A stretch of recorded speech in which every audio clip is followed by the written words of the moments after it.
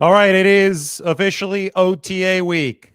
It stands for Organized Team Activities. The 49ers are going to be taking the practice field 11 on 11. And I think one of the biggest questions that they might answer over the course of this week is how much depth, especially veteran depth and maybe even veteran frontline power, do they feel that they need heading into 2025 training camp? And for that reason, I say that Amari Cooper remains available on the free agent market. 30-year-old wide receiver, going to be 31 years old, but I think still playing competent football. The 49ers have already hosted Gabe Davis, a younger veteran receiver, but Davis coming off the torn meniscus.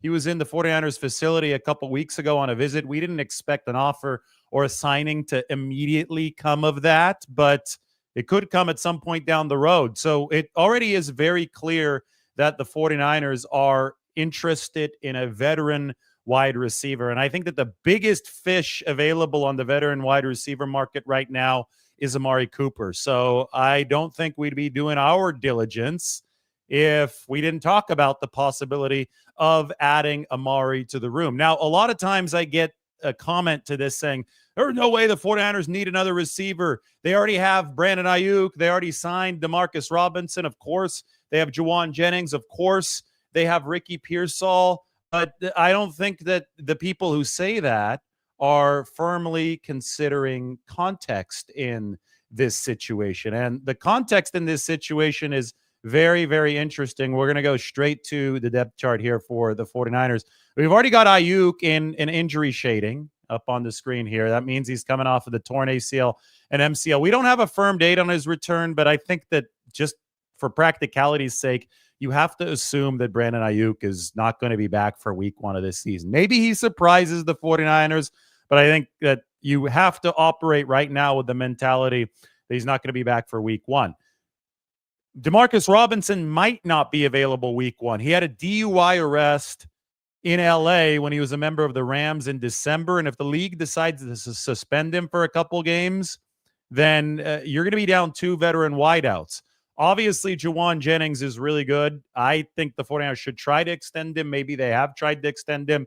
Jennings might be smart to say no this offseason because he's in a contract year and he could command massive money, over $20 million on the open market. So could be a tricky needle to thread for the 49ers, but at least you have Juwan this year. Then you have Ricky Pearsall, who was really, really good down the stretch of the 2024 season. So that's great news for the 49ers. But if you don't have Brandon Ayuk and if you don't have Demarcus Robinson, then you're looking at Jennings, you're looking at Pearsall, and then that's it as far as proven guys. And some people might even say, is Ricky even proven yet? I would say that the end of last season was very promising, but Jacob Cowing isn't proven yet. Jordan Watkins, the draft pick out of Ole Miss, isn't proven yet. I mean, green signifies rookie addition. You've got Junior Bergen, Isaiah Nair, and Bergen more of a specialist than a receiver. Tariq Owens, I would look out for him. But what would happen if you didn't have Ayuk and Robinson is that you would immediately have to thrust one of these guys, Owens, Nair, Bergen. Maybe you could go to Russell Gage, maybe Isaiah Hodgins. Trent Taylor, I think, is also like Bergen. He's more of a specialist on this team for the punt returns. You'd have to thrust one of these guys on the right side into the mix here because you're only going to carry 6 receivers and you need at least 5 to dress on game days.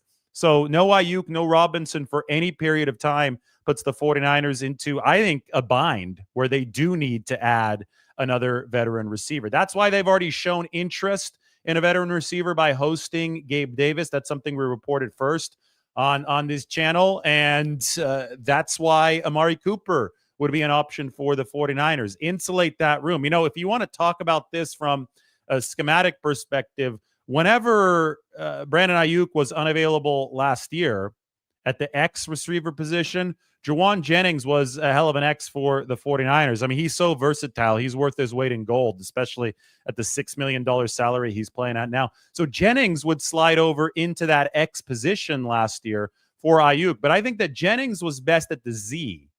When we saw Deebo Samuel go down for the week 3 game against the Rams, we saw Juwan Jennings play at the Z, and that's when he put up a Jerry Rice-like game for San Francisco. I love Jawan Jennings at the Z.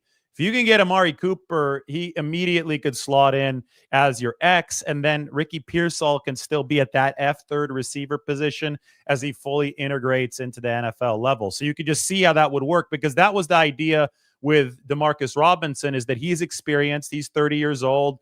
He's shown the ability to play everywhere. When I put on the tape of Demarcus Robinson with the Rams last year, he played a lot of X. Like, he would be able to fill into that X position for the Rams. Cooper Kupp was also a member of that receiver core. And Robinson put up the best numbers of his NFL career with the Rams in 2024, over 500 receiving yards. So I think that he's a solid fill-in option, but the problem is he might not be available, which makes him a non-existent option if that would happen at the start of the season, which is why the 49ers might be interested, or I think definitely are interested in adding another veteran.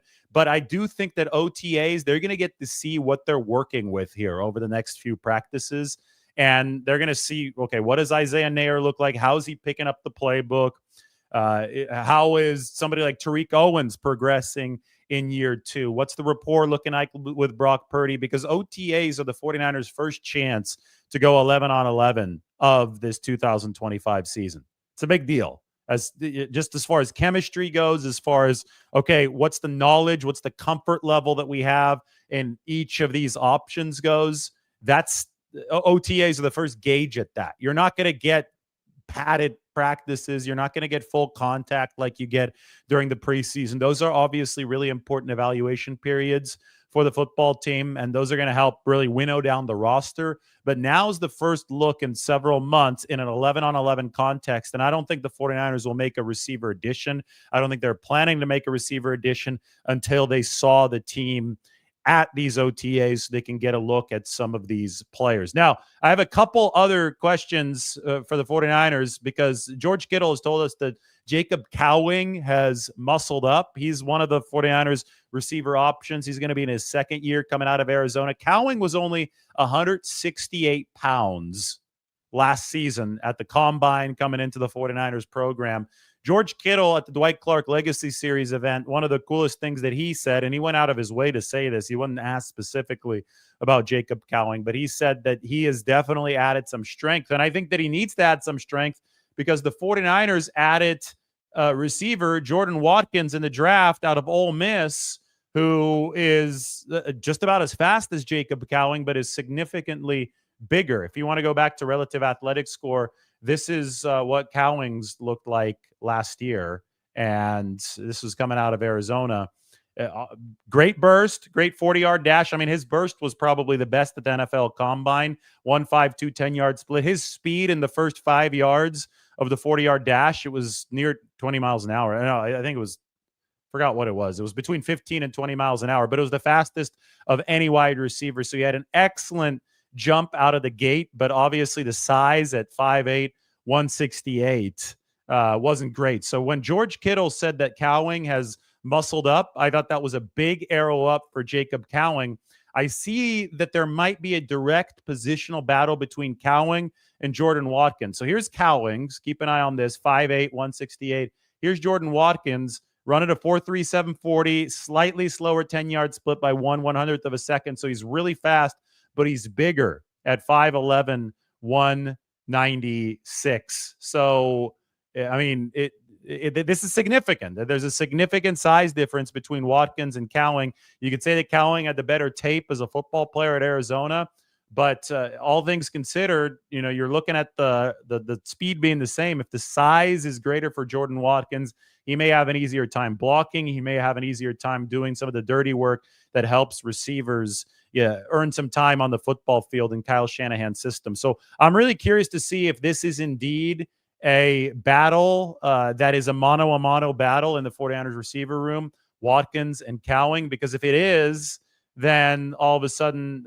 if these two guys are, in a direct battle for one of those slot positions, then it really does open up a spot for Owens, Nair, one of the guys on this side of the depth chart right now, to have their own uniquely carved out role. Of course, at the top of the room, you've got Brandon Ayuk and you have Ricky Pearsall.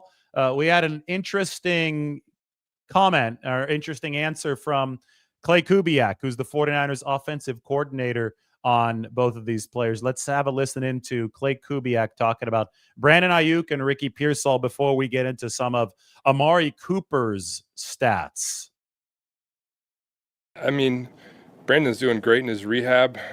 Expectations, it's kind of hard to pinpoint that. I mean, I know Brandon's working really hard. It's really hard to define those things, and I know he's doing everything he can do to give himself a chance to get back on the field. And I know that when we get back for camp, he's going to be working every day and just busting his butt to get ready to go. So that's all we can ask for. He's got the right mindset. We'll look forward to having him back out there. Is this timetable uncertain? How much pressure does that put on Ricky to step up in some ways, and how do you help him manage those expectations as he continues to progress? I don't think it's pressure. I think Ricky sees himself as a starter. He wants to be a starting receiver, and whether BA's out there or not, I think Ricky has that same expectation of himself, and that we wouldn't want it any other way. That's how he saw himself last year, and I think that's just how he is naturally.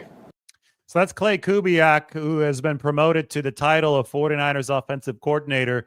In the big picture, he's got some stuff to fix, and it's not really going to be all up to Clay Kubiak. He is going to need talent to be more healthy than it was in 2024. Last season, the 49ers ended up ranked dead last in average separation. They were number 11 in 2023 when they had a historically good offense. In 2024, they were still an above average offense, but they ranked dead last in receiver separation, and they ranked number 20 in first down run efficiency. They were number 1 in 2023. That's all to say that the job for Brock Purdy was very, very hard in 2024. In so many ways, Brock Purdy got to play downhill in 2023, except for the pass protection. It actually got better last year. Imagine that than 2023. But as far as separation and running to set up the pass, things were a lot easier. So Purdy got to play downhill in 2023. In 2024, things were a decidedly uphill battle for Brock Purdy. Bad separation, bad first down run game. Those are things that Clay Kubiak is going to try to scheme the most out of the 49ers in, but he's got to have the horses to be able to do it. And that's why we're talking about the options at the receiver room. Amari Cooper's always been a solid separator in his NFL career. We can even take a look right now at some of Amari Cooper's stats over the course of his NFL career. This is yards per route run. You could see that his prime years were with the Dallas Cowboys and Dak Prescott in 2019, 151.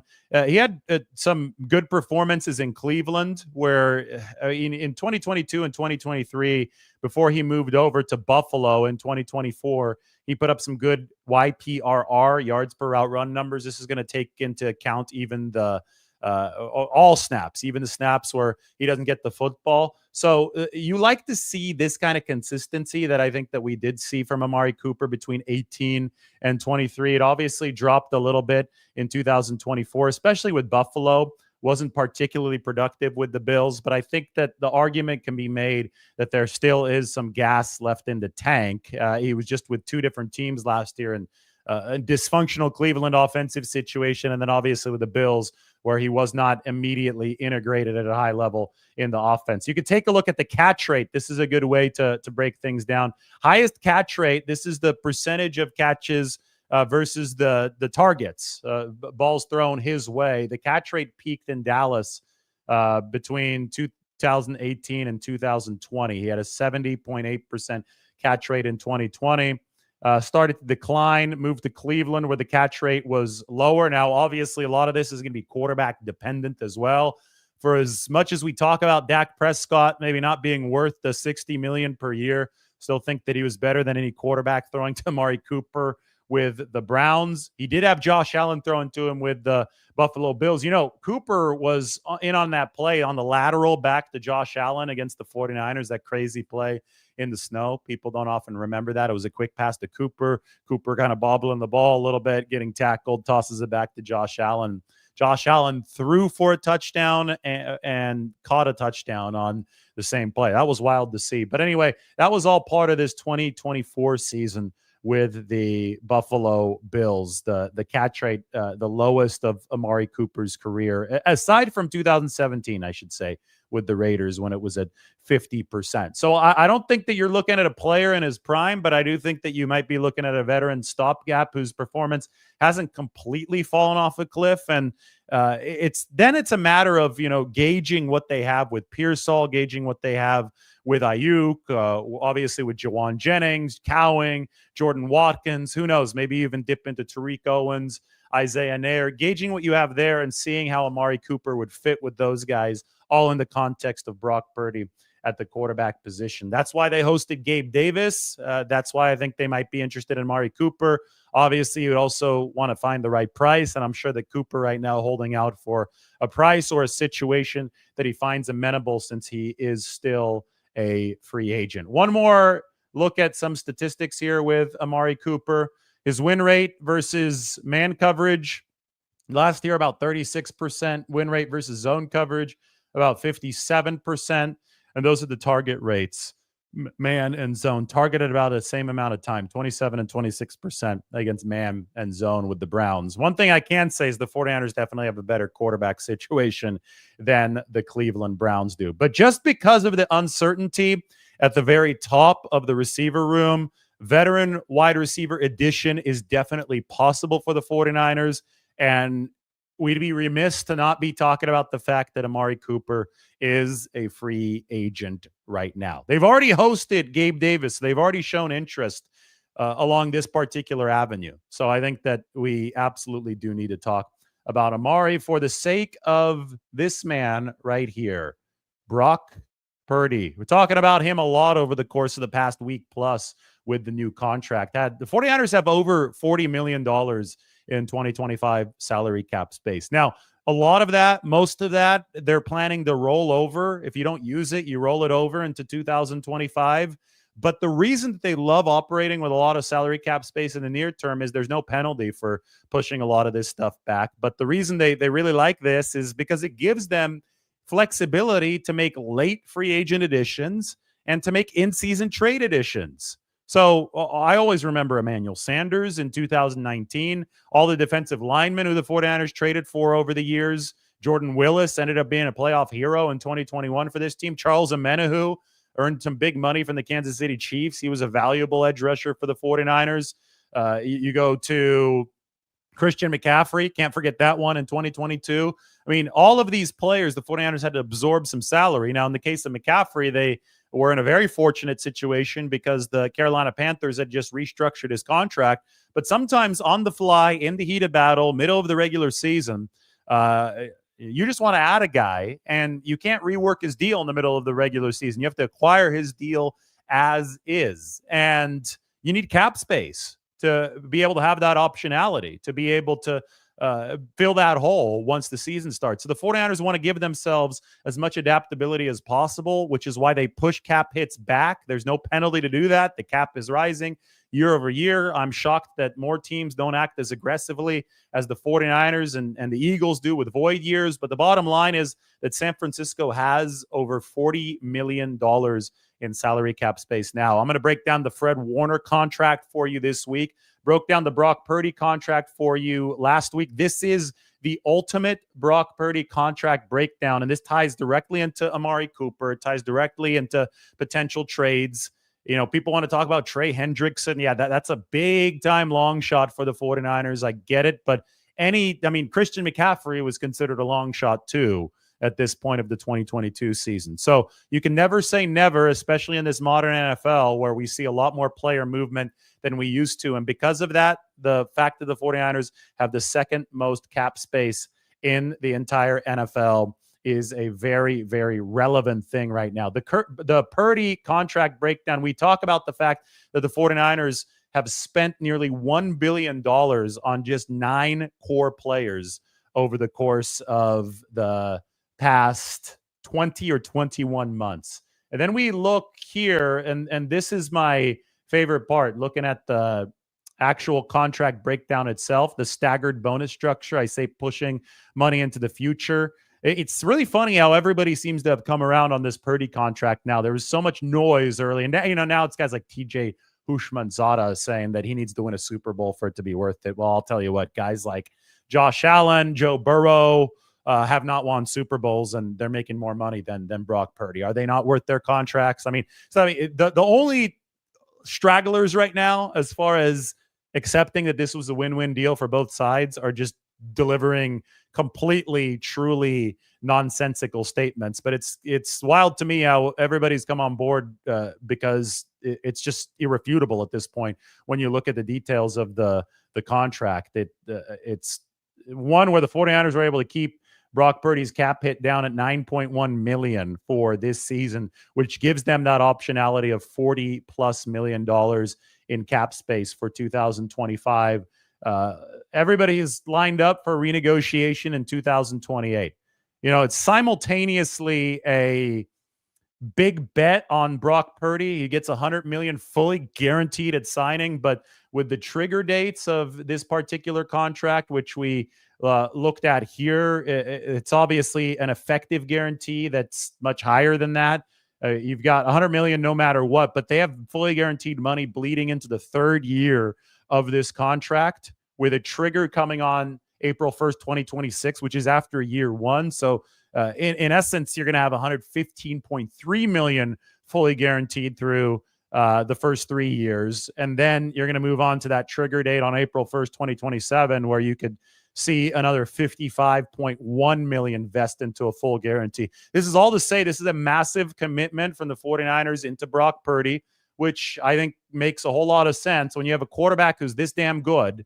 This is ever since Purdy joined the league. He's up here in the upper right with Allen, Mahomes, Jackson, all those guys. Better than Jared Goff, better than Tua, better than Prescott, who's making $60 million a year. When you have a quarterback who's been this good since he entered the league in 2022, you're going to make a contract that gives him this kind of money, that puts in this kind of commitment. It makes a whole lot of sense to commit this big to Brock Purdy. Now, you not only commit to Brock Purdy financially, you've got to commit to him through personnel.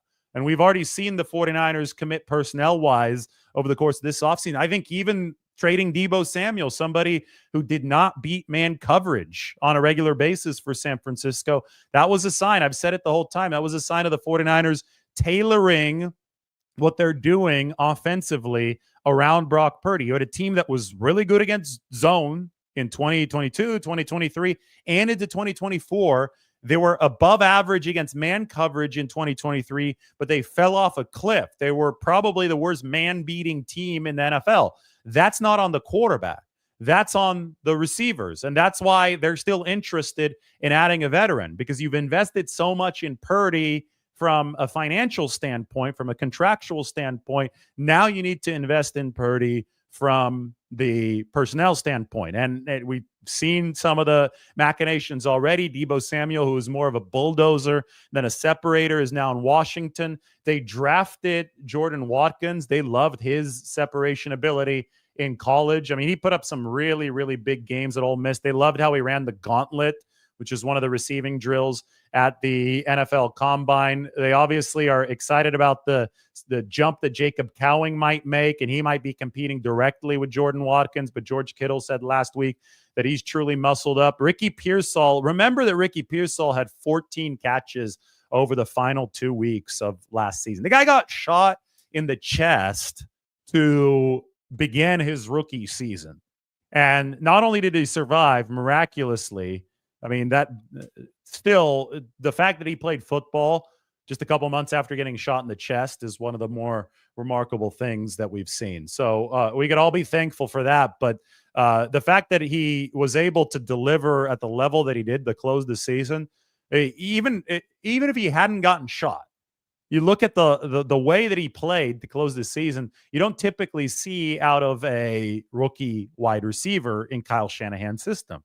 These guys have to learn the system. Kyle is tremendously particular with the blocking, with the knowledge. You've got to know the X. You've got to know you got to know all the positions, the Z, the F. You have to be able to line up anywhere. You have to show that you're reliable.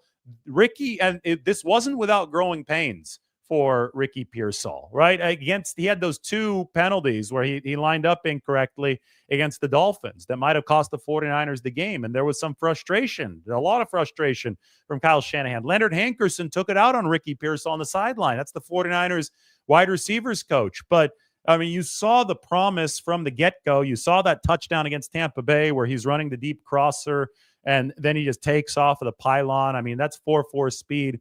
And I think it all really started to come to pay off the week after the Miami game where they played the Detroit Lions at home, Monday Night Football. Ricky Pearsall went off in that game. He had the toe tap catch near the sideline. I mean, he was separating like no other in that game. And then in the season finale, in front of all the family and friends against the Arizona Cardinals, because he's there down there from the desert. He played against Brock Purdy in high school. He went off in that game, but Purdy's team, I think, scored 70 points. It was like 70-50, one of those. Pearsall on one side, Purdy on the other, but he was able to score in Arizona. Big time fun for the 49ers at the end of the season. 14 catches, over 200 yards for Ricky Pearsall over the final 2 games of the season.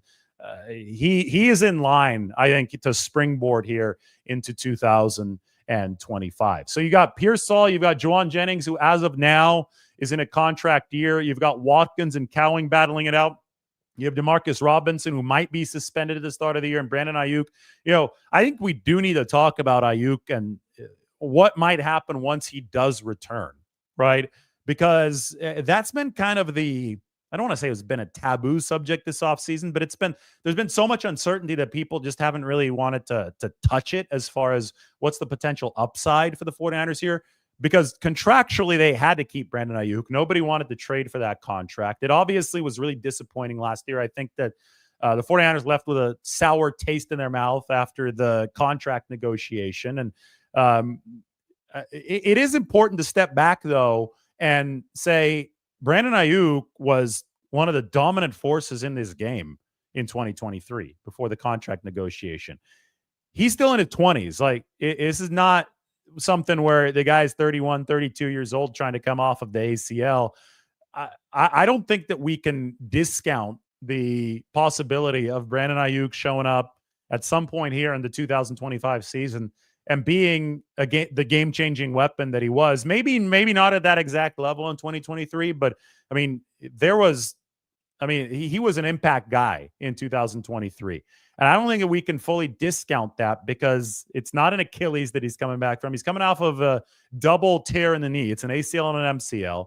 But at this age, given the medicine that we've seen, given the fact that the 49ers have talked about him as a remarkable healer based on what they've seen so far, there is a chance that he makes a real impact. And maybe he's been seeing everything that people have been saying on social media, and he's going to be motivated to do that. So that is just one possibility that cannot be ruled out for the 49ers. And that's all part of what they have to balance when they're talking about somebody like Amari Cooper, who's been reliable throughout his entire career, solid weapon, good speed, good route runner, good hands, has not been at his best, I think, over the past 2 seasons or so, but is not that far removed from his prime to where if the 49ers hosted Gabe Davis healing from a torn meniscus, they might be interested in Amari Cooper. Now, how much would they be willing to pay is the next question, because I mean, and this is a critical one.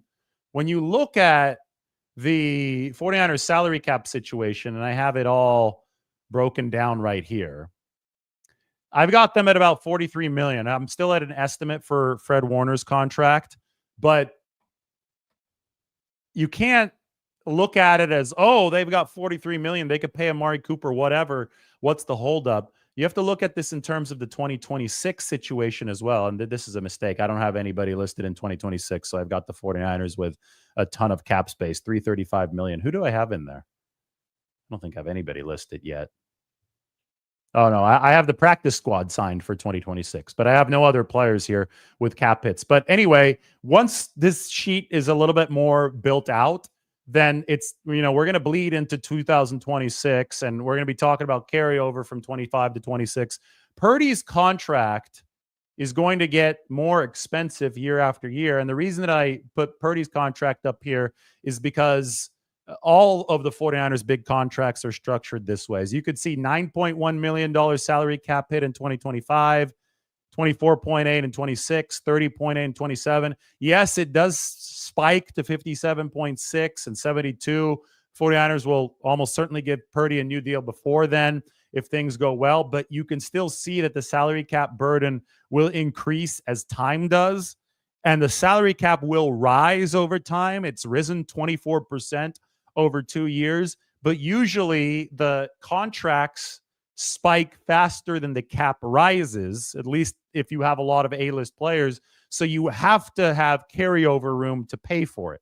Over the past 3 years, the 49ers have consistently carried over about $40 million of salary cap space. So that tells me that when Parag Marathe and Brian Hampton are looking at the salary cap sheet from year to year, because they have one just like mine, it's probably a little bit more sophisticated than mine. I would hope that it is. I just do this so the fans can understand how the 49ers are operating. But if they have one like this, then they're saying, okay, 40 million might be the magic number that we need based on our cap projections, based on the players that we're paying. We need to carry over that amount from season to season. So say that they have 43 million, my estimate, after this Fred Warner deal is officially in the books. Right now I've got Warner at a estimated $19 million cap hit. We'll see how close that is to being correct. But as soon as I have that, I'm going to put that in firmly into the sheet, and we'll see where the 49ers are. So say they have 43 million. If they want to carry over 40 million or carry over 35 million, all of a sudden you could see you can't just go out and pay Amari Cooper $30 million, because then you won't have the carryover space that you need to keep this sustainable heading into 2026, right? So there still is a budget for Amari Cooper, but I think there definitely is room. Now you're going to have to save about $5 million or so for in-season expenses. And then there's the whole idea of an in-season trade. Do you go for it with an in-season trade like the McCaffrey trade if that becomes available, like a defensive end if he becomes available, an edge rusher? Chase Young joined this team a couple years ago. And for that, you have to absorb the contract as is, unless you can find a trade where the other team is able to pick up part of the deal. That's what the Rams did with Von Miller a few years ago. But that's why you want to maintain as much flexibility as possible on the salary cap market, which is why if you do pick up somebody like Amari Cooper or Gabe Davis, you do need to find a way to work that contract into the structure that you found for Purdy, that you found for Kittle, that you found for Warner. It's all one big puzzle for the 49ers. If you want to read about that one big puzzle, you should. San Francisco Standard. The ultimate Brock Purdy contract article is in the description. Go ahead and click on it. I'm going to take this and put it into the chat section. You know why? Because I'm headed into the chat section myself. There we go. It's in there. You can click on it in the chat section. I don't think that you can click on it on the screen, but in the chat section, it does work. Do I see CMC and Garendo out on the field at the same time? He thinks Efren thinks that Garendo proved himself in the pass game. I absolutely see that. I think back when the 49ers had McCaffrey before they traded Jeff Wilson Jr., I believe there was only a game of overlap, maybe two. Yeah, the Chiefs game and the Rams game before they traded Jeff Wilson Jr. They ran some two-back sets, and Jeff Wilson wasn't the same receiver that Isaac Garendo is. I think that you run both of those guys in the backfield, and you could run creative sets out of the backfield. I think that you can motion a guy out into the slot from the backfield. It's all about having personnel in the game that really handcuffs the defense before the snap even comes. And when you have somebody like Garendo, like McCaffrey, with a receiver and a runner skill set, that gives a defense headaches, because they're not sure if you're lined up in the huddle, they're not sure if they're going to have to come out with a base run defense or if you can pass against them. That's the adaptability that the 49ers go for. So even if they're loaded up at the receiver room, I think that's something that Kyle Shanahan might go for.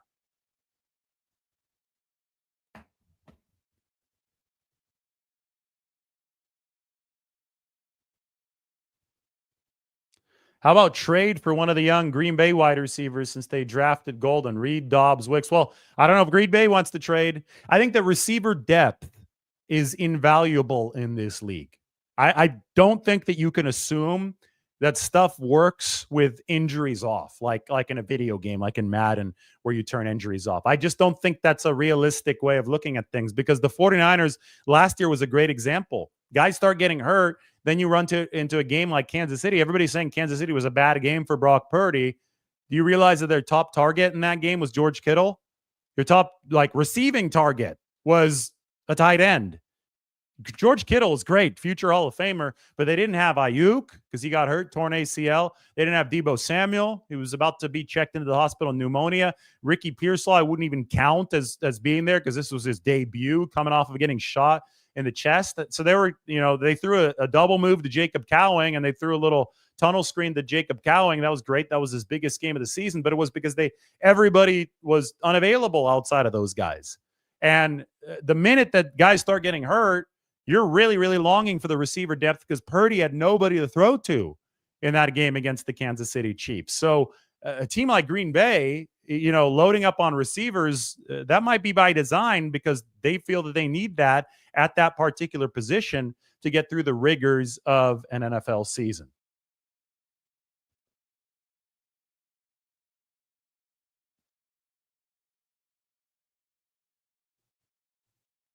Mike says that he likes Isaac Guerrero more as a pass-catching back, and that's what I'm saying. But there is a bleed over between these positions by design, right? So we can't just think about Christian McCaffrey as a running back and Isaac Guerrero as a running back and, somebody like Jacob Cowing as a receiver. We need to think of these guys as both. Cowing's going to get jet sweeps. Guerrero's going to get angle routes out of the backfield. He's going to line up in the slot. McCaffrey and Guerrero, you even put out wide occasionally. The more you can expand the adaptability of what you're calling as Kyle Shanahan, the more you can put opposing defenses in a bind because the defense either is going to be out there with 3 linebackers to try to stop the run or in a nickel package or in some kind of dime package to stop the pass. Normally, the defense can decide how they're going to line up, what kind of weight personnel packages they're going to have in there, depending on how you line up in the huddle, because they'll see 3 wideouts, so they'll see 2 wideouts, so they'll see the fullback. But if your guys can do more than just run or more than just receive, they can do both, the defense doesn't really know what's coming. That's at the fundamental core of what Kyle Shanahan likes to run offensively. Todd says, health is a key. Yes, health is maybe the key. Health is wealth. That's from Lombardi herself. She just sits outside the room like drinking tea or something. I'm not sure what she's doing, but she's listening to the show and then she's got good commentary every once in a while. Her prediction wasn't really good with the horse the other day. We might play that. That was funny. Not the horse, the president's race, but it was like a horse race at the Nationals game on Memorial Day weekend. She thought that Teddy Roosevelt was going to win, but they had something else in store for us at Nationals Park.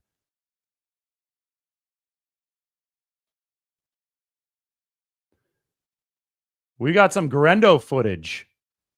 Mike is working overtime this morning. Why don't we watch some Guerrero footage? I'm excited to see this right now. It in Kyle Juszczyk. So this drives defensive coordinators crazy, and this is at the heart of one. This is a play showcasing the adaptability that the 49ers want out of their offense. Free rusher, 94. Look at this. This is Purdy staring down the gun. Look at that throw. I paused it on purpose. He's making that throw off his back foot, full of courage. Time. That's awesome on all ends for the 49ers. 49ers should play the Bears game tape on repeat over the course of this season. I agree. The 49ers looked really good against the Bears. Unfortunately, they were only able to show that in spurts of last season. Say always a free rusher coming at Purdy every single game, every single drive. Well, part of that is you let some free rushers in, knowing that you're going to have numbers on the other end and trusting Brock Purdy to be able to make that throw. So, the protections are different every single time, and I'm not going to pretend that I'm an expert in breaking down what should have happened on that play. We'll have to get an O-line expert in there. But you'll notice that a lot of times in the NFL, you're assigning your quarterback the responsibility of getting rid of a football quickly to beat the free rusher by finding the open man downfield because you've got a mismatch on the other end. So a lot of that is just credit to Brock Purdy for being able to execute the play as it is designed by the 49ers. Am I still doing a meet and greet? Yes, we're going to do meet and greets this season. There are going to be multiple ones. I can tell you for sure that we're going to do one in New York City before the 49ers play the New York Giants. That's going to be a really fun weekend.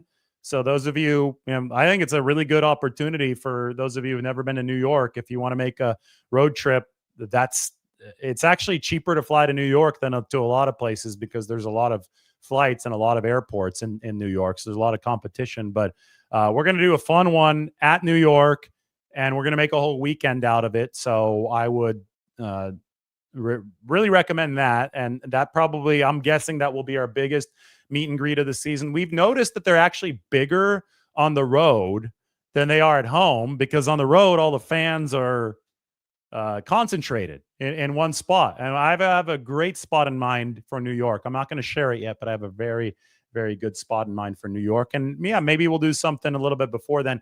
I also do think that's going to be the best weekend of the season to be in New York. Like late October, early November, fall on the East Coast is a fun time. Let's hope for decent weather, but I think that the chances are it's going to be solid in New York at that point of the season. Plus, I think there's a lot of Niners fans in New York, so I think that it should be a perfect time for a meet and greet. Amari Cooper, yeah, we got questions about. I think Amari Cooper is on the 49ers radar for sure. Now it's a matter of OTAs. OTAs start on Thursday, and the 49ers need to really gauge how much help they need in that receiver room. Say that you don't have Brandon Ayuk, you don't have Demarcus Robinson at the start of the season. Say that you do have to dip into the well of Tariq Owens, Isaiah Nair, Jordan Watkins, Jacob Cowing, those guys. Say that that's a thing. How much confidence do you have? And I think the 49ers can use the next couple of weeks of OTAs and of minicamp to really evaluate that. Then you're going to enter your 5 weeks or however long it is, 6 weeks away. And over that time, the personnel department can say, this is what we need for the regular season. They're obviously already entertaining the idea of adding a veteran receiver because they already hosted Gabe Davis. I think it makes perfect sense given the personnel and the potential limitations that the 49ers face. Amari Cooper has been a highly successful NFL receiver. I think the biggest thing about him is that there's been a certain floor there. There's been a certain reliability that he's brought over his NFL career that the 49ers really missed at times at the receiver room last year when they finished last in average separation. So Gabe Davis also brought a certain reliability to the Buffalo Bills when he played there. I know last season wasn't as good with Jacksonville, but that also saw his injury. So that's what the 49ers would be looking for in terms of a veteran add. I mean, we talk about Isaiah Nair, but being one of the most physically gifted players in the entire 2025 rookie class, the 49ers added him as an undrafted free agent.